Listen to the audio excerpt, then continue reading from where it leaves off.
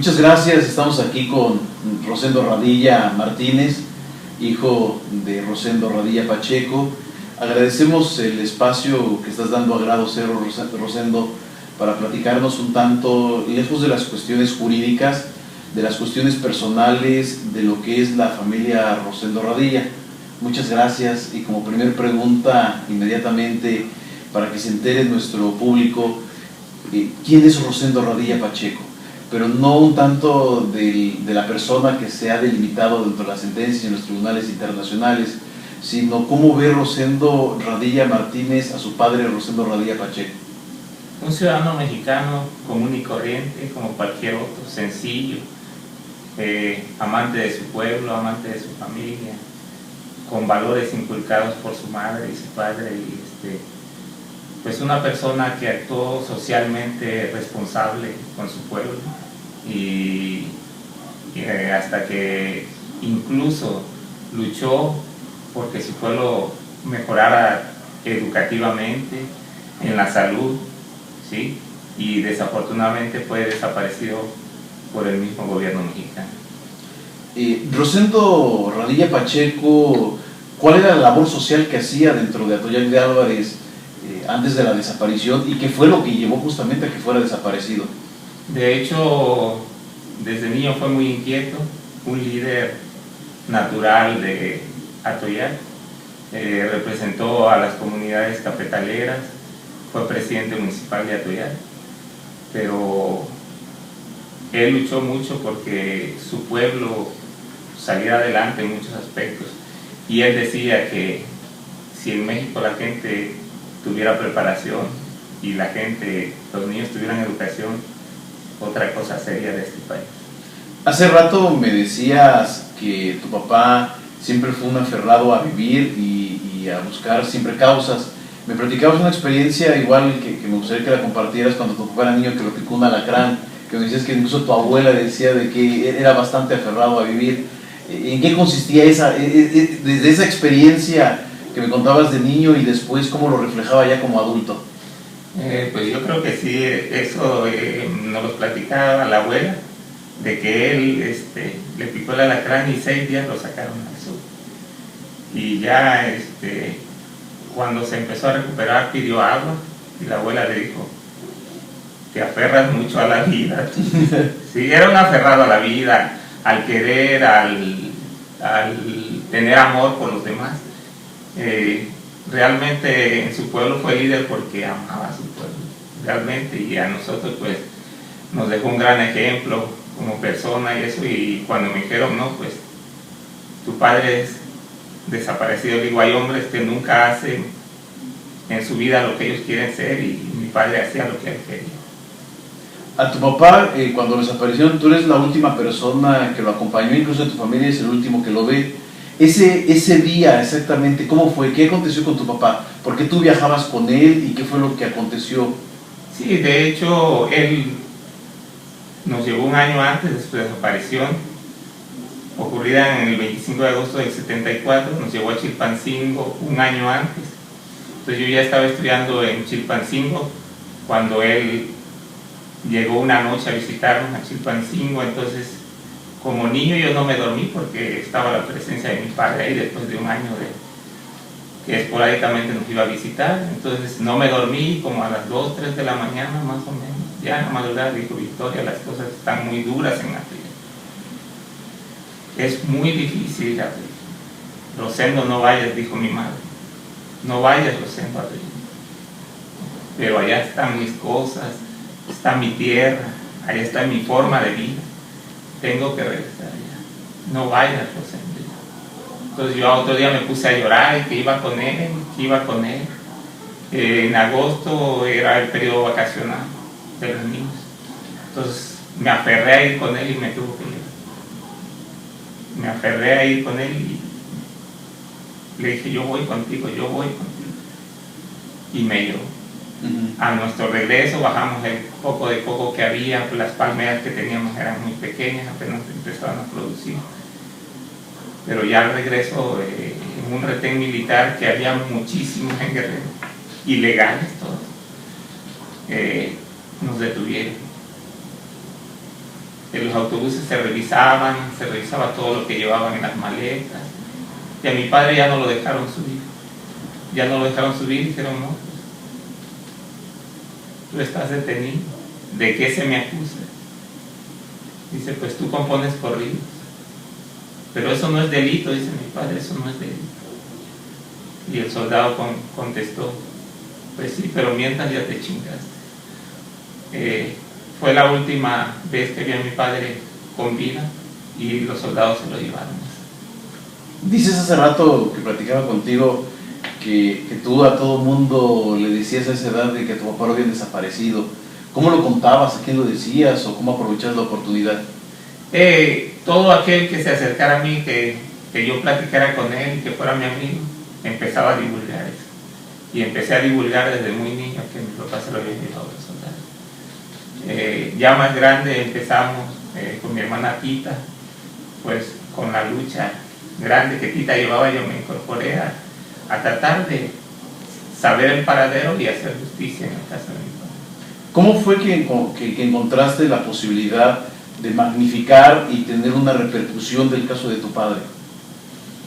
De hecho, ya Tita pertenecía a la Asociación de Familiares de Detenidos, Desaparecidos y Víctimas de Violaciones a los Derechos Humanos en México, la FADEM. Participé con ellos, empecé, pero antes también había habido en Guerrero un frente contra la represión en Guerrero, cuando yo fui estudiante en las preparatorias y participé en muchas manifestaciones en contra de la represión que existía contra los líderes sociales en Guerrero. De tu padre se habla mucho, pero específicamente Rosendo Radilla Martínez, ¿cuál ha sido su labor en la defensa de derechos humanos? Obvio es a partir mucho del caso de tu papá, pero tu labor propiamente, ¿cuál ha sido en esa situación de defensa de derechos humanos? Porque me dices que no solamente era respecto de tu papá, sino hacías otras actividades justamente que englobaban el aspecto o los problemas que existían en Atoyac. De hecho, me crié en Chilpancingo casi la mayor parte de mi vida y fui líder representante de colonias ahí en Chilpancingo, representé a una colonia muy grande y de hecho esa era, ¿no?, el reclamo social de pavimentación, drenaje, agua potable. Se fundaron escuelas en donde estuve como presidente de la colonia. Entonces, de hecho, mi participación ha sido sencilla comparada con la cuestión de... El día de hoy, quizá muchos, bueno, no quizá muchos conocen el caso de tu papá, pero ¿quién es la familia Rosendo Radilla, o por lo menos quién es Rosendo Radilla Martínez hoy día? ¿A qué se dedica? ¿Por qué tan alejado de su tierra? ¿Qué ha significado para su vida de Rosendo Radilla Martínez lo que le aconteció a su papá? Pues de hecho, al salir a los 10 años de mi pueblo, me desarraigaron, yo creo, de mi región donde yo vivía. ¿De ahí de Atoyac? De Atoyac. Es un desarraigo, me desarraigaron. Amo a mi pueblo de Atoyac, amo a Guerrero, pero el hecho de que me atacaron a Chilpancingo, pues, ¿qué más da ir a otro lugar, ¿no? O sea, y estar en otro lugar. Después de todo, yo salí de donde había nacido, de donde había estado, pero no salí por voluntad propia. Ahora de Guerrero vine por voluntad propia y por buscar mejores condiciones de vida para mi familia. Estos años de lucha que han tenido tu familia, todos sabemos, porque al final la Suprema Corte, cuando resuelve el caso de tu papá en acatamiento de la resolución de la Corte Interamericana, repercutió como nunca otro caso había pasado en el Estado mexicano. Sin embargo, para Rosendo Radilla Martínez y toda su familia, ¿qué significó haber tenido una resolución de la Corte Interamericana? De hecho, la impunidad creo que continúa. La impunidad en el caso de mi padre continúa. Sus restos no han sido encontrados, no nos han sido entregados los restos de mi padre, y creo que no hubo castigo sobre los criminales que le hicieron esto a mi papá. No hay un castigo, no tenemos el cuerpo de mi padre, entonces la impunidad sigue. ¿Crees que sirvió de algo? Y lejos de que hoy día los tribunales invocan una y otra vez el caso de tu papá, ¿sirvió de algo esta lucha? Después de hacer hoy día una valoración de lo que ha pasado, de lo que ha acontecido, ¿crees que valió la pena? ¿Valió la pena llegar a las instancias? ¿Valió la pena que la Corte haya emitido tesis, jurisprudencias y se haya llevado todo un cambio en México, pero en lo personal, en la vida diaria, ¿crees que valió la pena? Sí, valió la pena el apoyo de las organizaciones que apoyaron el caso de mi padre, valió la pena el que se haya llegado hasta una instancia internacional, ya que en México pues hubo la fiscalía, hubo muchas cosas y nomás dieron carpetazo al asunto. Entonces yo creo que cualquier mexicano, ya que en México no arregle sus cosas, se puede pensar en ir a instancias internacionales, y yo creo que sí repercute esto, y creo que es muy importante para nosotros como familia.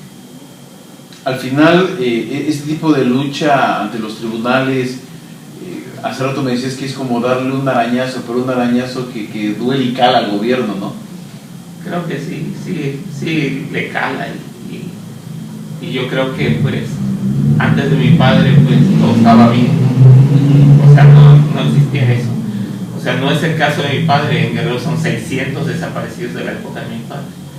Entonces sí fue un caso que se llevó a instancias internacionales porque era el más documentado, el caso de mi padre.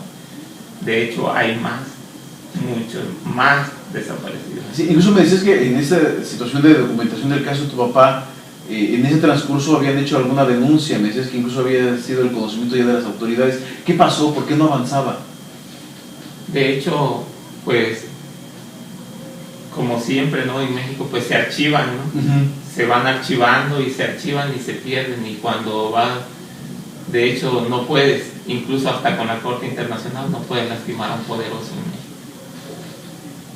¿Cuál fue tu experiencia con las organizaciones de defensa de derechos humanos en el litigio? Me decías que en el momento de las audiencias te guiaban un tanto qué es lo que podías tú decir, pero al final dices que tú declarabas ante las cortes internacionales lo que te nacía. ¿Por qué ese cambio? ¿Por qué esa experiencia de decir me aconsejan algo, pero voy a hablar una cuestión que me nace propiamente de lo que sé que le pasó a mi padre? Sí, claro, yo dije en la Corte Internacional que lo que me nace, y que dije que desde la desaparición de mi padre yo ya no vivía, sino trataba de sobrevivir. Entonces son cuestiones que a uno en ese momento te renace todo. Es lo mismo ahorita esta entrevista, me vuelve todo, ¿no? O sea, llega a mí y me regresa un mentira. Y es como si lo estuviera viviendo. Por eso mi voz entrecortada, porque es como si acontecía de nuevo. De nuevo, como si regresara eso a mí. Entonces yo tengo que decir lo que pasa realmente y lo que pasó en la desaparición. El haber llevado estos asuntos a tribunales internacionales en Atoyac y que se evidenciara que México tiene desaparición forzada, ¿ha cambiado en algo la situación en Guerrero? ¿O crees que tan solo sirvió para evidenciar, pero no hay ningún cambio? Creo que cambios no hay. No hay cambios. Los cambios no existen en Guerrero todavía, y creo que pues, la sociedad todavía está muy... Hoy día tú a lo lejos, ¿cómo ves Guerrero y la situación, incluso de las desapariciones que todavía se dan en tu tierra? No, pues mal, muy mal, pésimo, ¿no? O sea, es algo terrible, como que debería ya de desaparecer, y que no es tan solo en Guerrero, en México.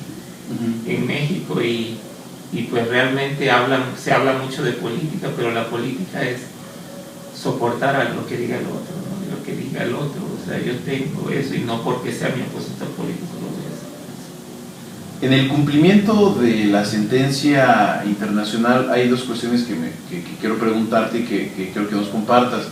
La primera, respecto de la indemnización que se fijó en la Corte Interamericana y que el gobierno mexicano ha consignado a favor de tu familia ante un juez de distrito. ¿Por qué no cobrar ese dinero? ¿Cuál es el motivo que ustedes tienen para dejarlo ahí? La desaparición de mi padre es fuerte, y lo que hay que hacer es Yo creo que eso no era lo importante, pues, o sea, eso no era lo importante, es que no siga la impunidad. Lo más importante es eso, que nos entreguen sus restos, y el hecho de que el gobierno mexicano haya dejado que los que hicieron esto ya estén muriendo, ya se mueran, toda la gente que participó en esa guerra sucia muera antes de castigar. En esta idea dices que recuperen los restos de tu papá, que por supuesto es la segunda cuestión que quiero preguntarte.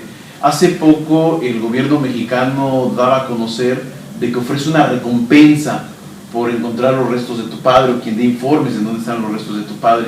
¿Qué opinas de este tipo de circunstancias, de este tipo de acciones? ¿En verdad crees que sean de buena fe o simplemente son cuestiones que pecan de ingenuidad? Sí, pecan de ingenuidad, claro. Claro, yo le dije una vez a la gente del Ministerio Público, ¿por qué no llama a los responsables si todavía están vivos? Y eso fue hace 10 años, 12 años. ¿Por qué no? Con la Fiscalía les dije eso también. ¿Por qué no llaman y citan a declarar a los responsables? ¿Dónde están los restos de tanto desaparecidos? Porque no. El caso de mi padre es emblemático, pero hay más de 600 enterrados de esa época. Incluso me decías que la fotografía que sale con la recompensa no es tu papá, sino quién es. Es un pariente lejano de mi papá. Me dices que tú les llevas a la persona y cobras la recompensa que están ofreciendo. Pues sería, ¿no?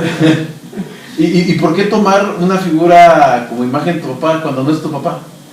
De hecho, creo que alguien la publicó y la subió algún periodista por error y la pusieron, y incluso la usan mucho para eso, y no es. ¿No es tu papá? No es. Rosendo, este programa que hicimos con todo un espíritu universitario llega a muchos estudiantes de Derecho, incluso tu hijo es estudiante de Derecho.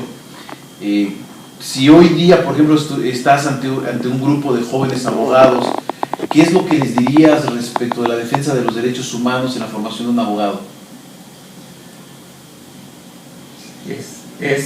¿Cómo le hablarías a tu hijo respecto de eso como abogado ahora? Sí, claro, es que pues ahora sí apegarse a lo legal, ¿no? O sea, México ha estado dañado porque el derecho no se ha utilizado como debería de ser, ¿no? Tal vez en libros, en las leyes, esté bien, pero ya en juicios se ha tergiversado mucho y se cambia mucho, y entonces creo que ahí es donde está, que la deshonestidad prevalecía mucho o prevalece dentro de la cuestión jurídica.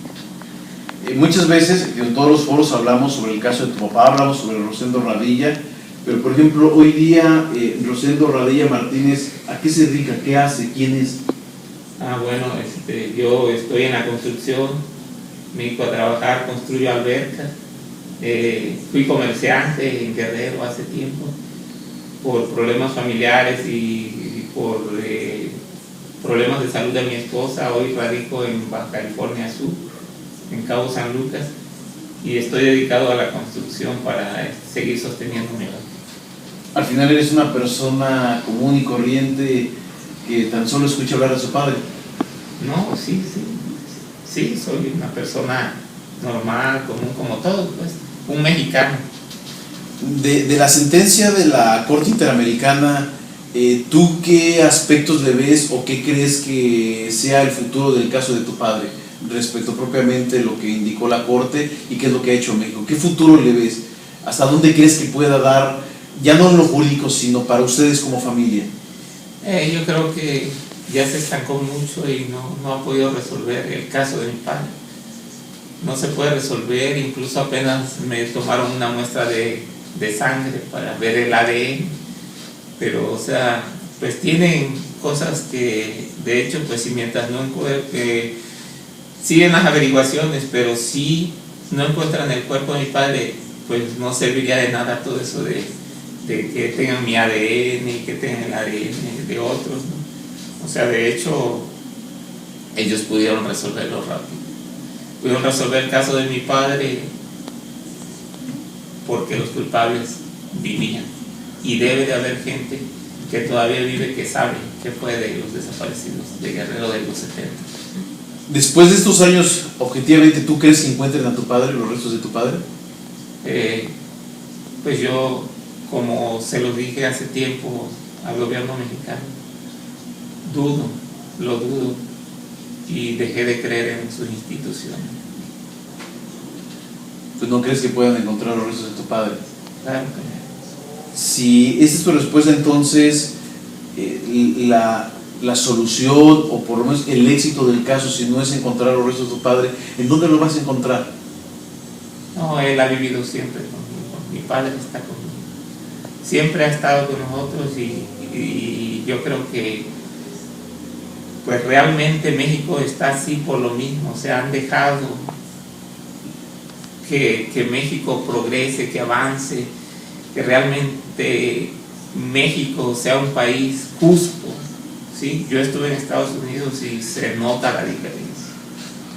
Fui legal en Estados Unidos y se nota mucho la diferencia jurídica, porque incluso yo creo que hasta el presidente en Estados Unidos puede ser acusado, como pasó ahorita en Guatemala. A pesar de que el caso de tu papá era el mejor documentado, dices son muchos desaparecidos, después de que ves tú que aún en Guerrero y en todo el país tenemos quizá una inercia mucho mayor de las cuestiones de desaparición forzada, las resoluciones que puedan darse a los casos, ¿crees que algún día pueda hacer que cambie nuestro país? Pues yo creo que México tiene que salir avante, tiene que salir adelante, y creo que México somos algo muy gigantesco, muy grande, y que estamos en un problema que crearon la corrupción tanta que hubo tantos años de arrastrar una corrupción muy grande. México tiene que salir adelante, va a salir. Rosendo, para poder despedir del público que nos llega a seguir a este proyecto Grado Cero, ¿qué mensaje final podrías darle tú a aquellas personas que quieren encontrar una vía, una lucha para poder resarcir de los daños que han sido ocasionados a partir de la violación de derechos humanos? Hoy se habla mucho que ya en México se va a ayudar a las víctimas, ¿sí? que se va a resarcir el daño y que ya las víctimas tienen apoyo. Pues yo a la gente digo que recurran a todas las instancias posibles, y al gobierno le digo que no cree más de creando víctimas. Pues Rosendo, muchísimas gracias por el tiempo que nos has dado. Sé que estás cansado y que también ya hemos dedicado a platicar antes sobre muchas cosas más. Estoy muy agradecido contigo. Proyecto Grado Cero es una idea que surgió hace 5 años con la única visión de difundir de manera diferente el discurso jurídico, tratarlo de hacer mucho más innovador. Muchos van a escuchar la práctica que tuvimos el día de hoy, y en verdad estamos muy agradecidos del espacio que nos has brindado. Al contrario, gracias, Rosendo. Hasta luego. Muchas gracias.